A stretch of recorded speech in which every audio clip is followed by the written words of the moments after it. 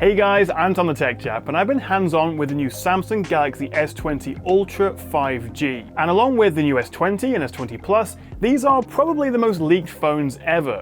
But Samsung still had a few surprises I wasn't expecting.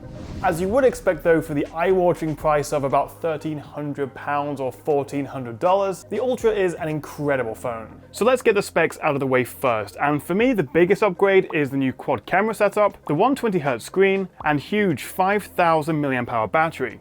So there's actually two models of the Ultra. They're both 5G, but one comes with 12 gigs of RAM and 128 gigs of storage, and the other with 16 gigs of RAM and 512 storage. This is actually the first time Samsung are using their new faster LPDDR5 RAM as well. I must admit though that 128 gigs of storage on the base model of the Ultra does seem a little bit stingy given how much we're paying for it, although the upside is that you can expand the memory with microSD cards up to 1 TB. And of course we get new processors, either the Snapdragon 865 or Samsung's own Exynos 990, depending on where you live. We'll have to see how different they end up in the real world, although historically the Snapdragons have offered better performance and better battery, so it is still a little bit disappointing that we're getting the Exynos here in the UK. Specs aside though, the first time I picked up the Ultra, I think there were three main things that really stuck out for me. With one literally being the camera module that dominates the back of the phone and sticks out quite a bit. Just look at the difference versus the Note 10 Plus. At 8.8mm thick and weighing 220 grams,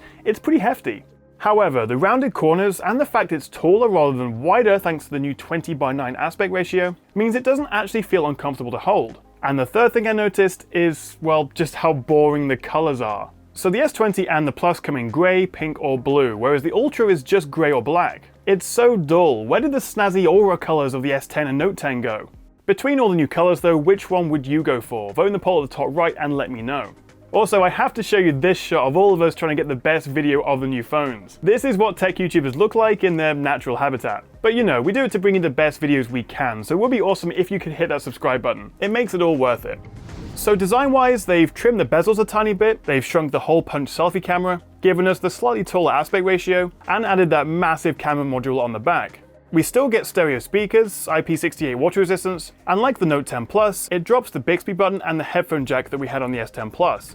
Now, one of the big new features is the faster 120Hz screen and 240Hz touch sensors. YouTube is obviously capped at 60Hz, so it's kind of hard for me to show you. A higher refresh rate means everything feels a lot smoother. And the 240Hz touch sensor means the screen can actually react more quickly to your touch. So altogether, everything feels much more responsive. There is a compromise though. 120Hz is limited to Full HD+. Switching to the sharper WQHD+ resolution grays out the option. So you basically have to choose, do you want a sharper or a smoother screen? To my eye, while you can see a difference going to the higher res on the big 6.9" screen, I would go 120Hz every time. It's much more noticeable, it's hard to go back to a 60Hz screen after it. It does seem a bit of a shame that on this all-singing, all-dancing, super expensive phone, we still have to compromise. We have to choose one or the other. Although, of course, having both would drain the battery quicker, but when it's expected that other phones, like maybe the OnePlus 8, will have both, it feels a little bit like we're being shortchanged, although maybe just Samsung is holding it back for the Note 20. Regardless, the dynamic AMOLED screen is absolutely stunning. The only thing that slightly takes away from the experience is that hole punch camera. But actually, the 20:9 aspect means you don't really see it in most videos unless you pinch into zoom. Of course, it is there in full screen apps, games, and when you're watching movies, but you do quickly forget about it.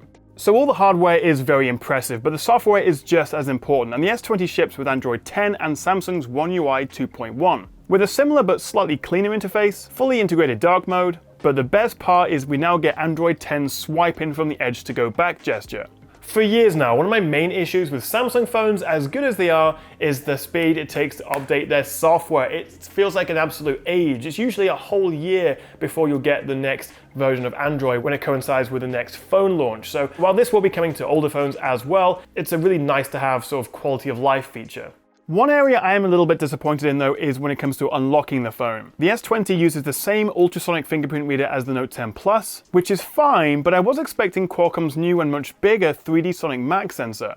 There's also still no IR sensor on the front, which would help with face unlocking in low light. Now, of course, one advantage of being such a big and fairly chunky phone is that Samsung's managed to cram in a huge 5000 mAh battery, which is a big jump up from the 4100 mAh cell on the S10 Plus and the 4300 mAh cell on the Note 10 Plus. The bigger and higher refresh screen will definitely have an impact, but I'm expecting a big boost to battery life with all three new S20s, although of course I'll properly test it in my full review. All three S20s come with a fairly mediocre 25-watt charger in the box though, although the Ultra does support 45 watts if you buy the charger separately. It does seem that Samsung is falling behind a little bit compared to the competition when it comes to charging times, although we do now get faster wireless charging, and of course reverse wireless charging makes a return so you can top up other Qi-enabled devices. So far so good then, but I've definitely saved the best till last. Let's talk about that camera, which I reckon is the biggest upgrade Samsung's made to their camera tech in years. They've significantly increased the resolution and sensor size across the board. Plus, they've actually dropped the variable aperture system they've been using since the S9. Now, versus the other S20s, you can see the Ultra has a slightly different setup, with a whopping 108 megapixel main sensor and 48 megapixel telephoto, compared to 12 and 64 on the other models. So we get a 10 times hybrid optical zoom and a whopping 100 times super resolution zoom, versus 3 times and 30 times on the other S20s. Now, testing out a 100 times space zoom in a small briefing room isn't really the best use case, but the quality seemed pretty good actually, as it combines the optical zoom with a AI-powered digital zoom. Unfortunately, I wasn't allowed to take any photos away with me, but I can't wait to take this out into the real world and test it properly.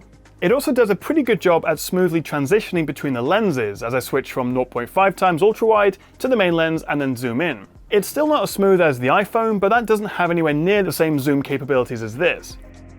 So I guess if you're a bird watcher or maybe a stalker or something, then you're gonna love this zoom camera. Back to the main lens though, and while 108 megapixels sounds overkill, by default it actually uses pixel binning to combine 9 pixels into one, so we get sharper, less noisy 12 megapixel photos. If you want though, you can tap the aspect ratio icon in the camera app and switch to the full resolution. I'm telling you, pinching in on a 108 megapixel photo is insane. It's incredibly sharp. I really wish I could show you the full image. One of my favorite new features is single take, which is actually something I hadn't seen in the leaks. And basically, over a few seconds, it captures everything. An ultra-wide, portrait, an AI filtered photo, a smartly cropped photo. So if you're not sure which camera mode you want to use, this takes it with everything. Then you can just swipe up and see the full portfolio of photos and videos. The camera upgrades aren't limited to just photos though. The S20 range are the first phones that can shoot 8K video, which you could then upload to YouTube or cast to your fancy 8K Samsung TV if you're Mr. Moneybags. Or more likely, you can then down-res to 4K or even pull 33 megapixel stills out from it. Whenever I take photos of my partner Sarah, I always seem to time it wrong. So if I just film her for a few seconds in 8K, she can then freeze frame and take a high-res photo from the clip. We also get improved super steady mode, which I'm hoping will now work at 4K, but I'll need to check that when I get my review device, as well as a new nighttime hyperlapse, which should look pretty good thanks to the bigger sensors which let more light in. On the front, the Ultra gets a 40 megapixel selfie camera, which is up from the 10 megapixel on the other S20s. We only get one lens, but we do still have the option to go for a slightly wider angle in the camera app. So I came away from my hands-on actually genuinely really excited for the S20 Ultra. It is very expensive, but it does also seem to be a big upgrade over the S10 Plus and the Note 10 Plus. I wish we had the new bigger Fingerprint Reader. There's still no IR for Face Unlock. There's questions over how the Snapdragon will compare to the Exynos. And also, if other phones coming soon do offer full WQHD Plus and 120Hz, are we getting a bit short-changed here?